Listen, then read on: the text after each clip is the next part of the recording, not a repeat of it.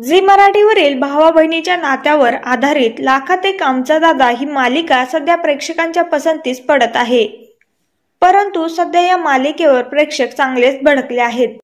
नुकताच मालिकेचा एक नवीन प्रोमो समोर आलाय, ज्यात भाग्या तिच्या शिक्षणासाठी सूर्यदादापासून लांब जाणार असते।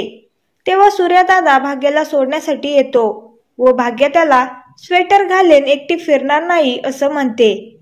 तेव्हा तिच्या मागे बसलेला मुलगा तिला वाईट नजरेने बघतो आणि आता तर मैदानच मोकळं मिळालं असं म्हणतो।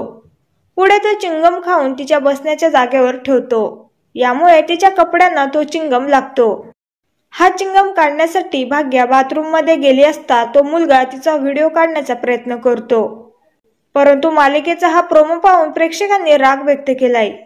कृपया अशा प्रकारचे सीन मालिकांमध्ये दाखवू नका, त्यातून तरुण पिढी काय शिकेल? काहीही दाखवायचे आणि समाजातील लोकांना जागृत करायचं असं म्हणायचं। जीवाले अक्कल कुठे गेली? टीआरपी साठी काहीही। नवीन पिढीला काय शिकवण देत आहात? अतिशय नीचपणाचा कळस गाठला आहे।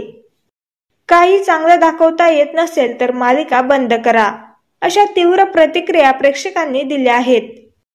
तर याबद्दल तुमचं काय मत आहे हे नक्की कळवा।